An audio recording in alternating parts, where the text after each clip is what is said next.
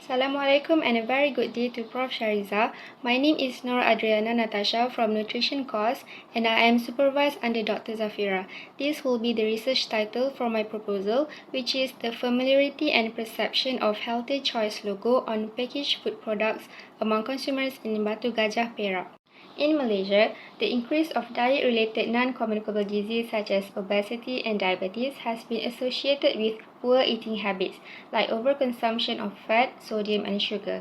Therefore, nutrition labeling has been implemented as an initiative to provide consumers with sufficient information about the nutrient content in that certain food which they are going to buy. By gaining sufficient information, consumers can make informed food choices. Food label has two parts. The first one is the nutrition information panel at the back of the food package, which listed all the nutrient contents of the food product in a table form. The second one is front of pack label, which functions to give a more simplified nutritional information for the consumers. The Healthy Choice logo is part of the front of pack label, which has been introduced by the Ministry of Health Malaysia in 2017. One of the objectives of HCL implementation is to help the consumers in making informed food choices by just focusing on the front label of food packaging at their point of purchase. There are 9 categories food that are applicable for HCL as listed here. As mentioned by the Ministry of Health Malaysia, HCL is an important tool to create a healthy eating practices in the community. However, there should be sufficient education and knowledge provided for the consumers to make sure they don't mislead the way of using the logo.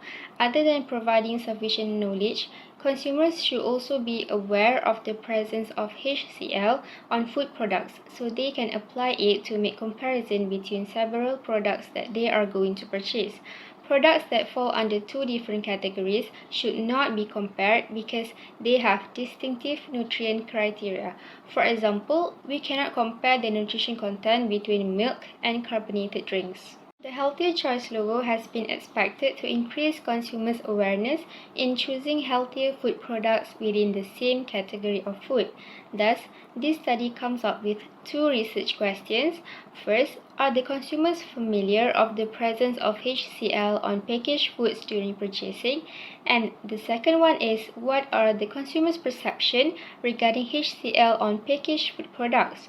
To gain a deeper insight about these research questions, there are 2 objectives to find in the study, which are to assess the consumers' familiarity and perception regarding HCL and their informed decision towards healthy choices.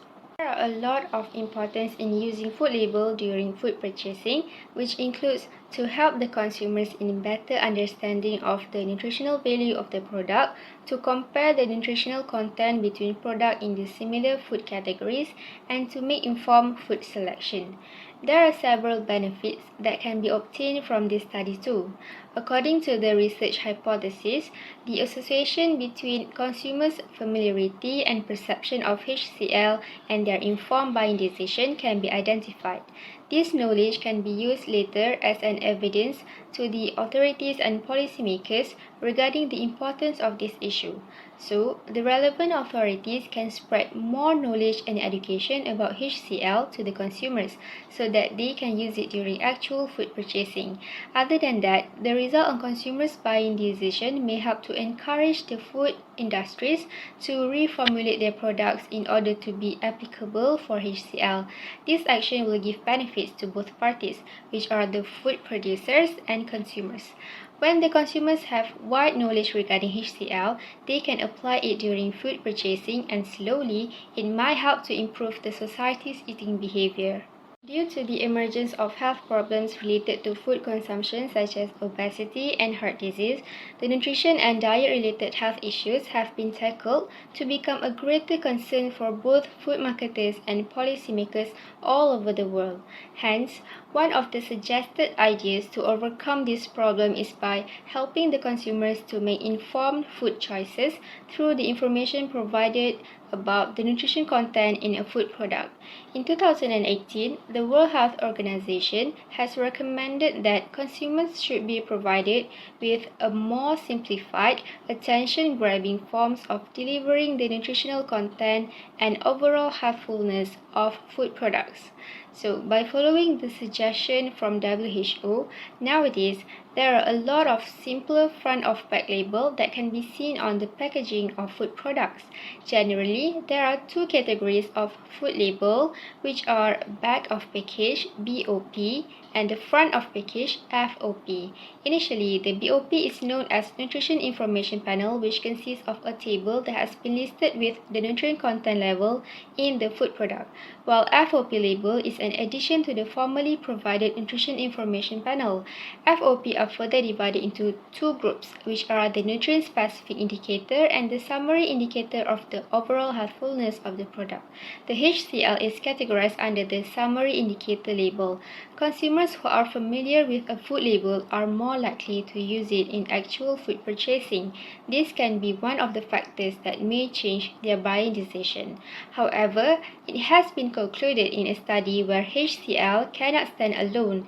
Instead, it has to be present together with the Nutrition Information Panel.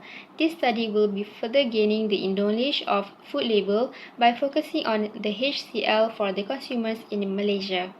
This is the conceptual framework for this study, in which the consumer's familiarity and perception of HCL will be the independent variables, while the consumer's buying decision is the outcome of the study.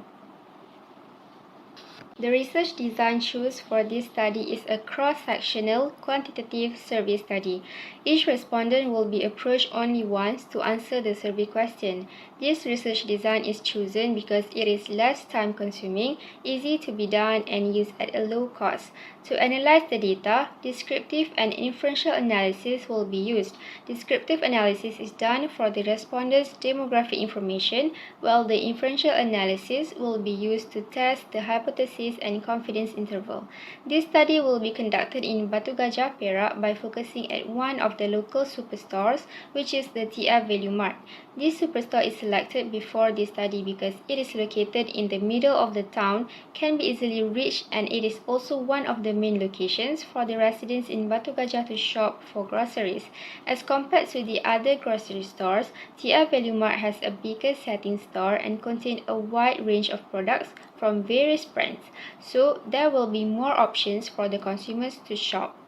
Batu Gajah is a city in Kita district of Perak, which has a racial diversity of Malay, Chinese, Indian, and others. This city is chosen because it can give the information about consumers' awareness from different perspectives of ethnicity. Adult population aged from 15 to 59 will be recruited because they contribute to the largest percentage of population in Batu Gajah, which is 61.3%. Furthermore, this range of age are the ones who usually go for groceries shopping. This is the subject criteria that should be considered before recruiting the participants. Malaysian consumers who age from 15 to 59 years old are eligible for this study, and they need to give consent prior to participation. Meanwhile, foreign consumers and those staffs or any workers who work at the TF Value Mart need to be excluded from the study. To determine the sample size, Kersey and Morgan table has been referred. According to the table, for this amount of population, the sample size that needs to be used is 381. A confidence interval at 95% and margin error of 5% will be applied. A random sampling method will be used for this study to reduce selection bias. To recruit the subjects, suitable consumers will be approached while they are purchasing the goods. Consumers will not be approached at the counter or after they have done with the payment because they are usually rushing on that moment. After approaching the consumers according to the inclusion and exclusion criteria, they will be given the questionnaire in either way, whether through hard copy or scanned through the QR code. They can choose either way at their own convenience. The questionnaire used in this study has been adapted from several studies and translated from English to Malay to cater the Malaysian citizen with native language. It will also be checked by a certified translator to make sure that the translation has been made correctly. There are a total of 18 questions in the questionnaire, which include all 4 parts. For Part B, C, and D, 5 points Likert scale will be used to assess the consumer's familiarity, perception, and buying decision respectively. This is the study flowchart that has been planned. After gaining approval from the Jawatan Kuasa Etika Penyelidikan Manusia USM or JPM and the approval from the management of TF Value Mart to conduct survey at their superstore, data collection can be started.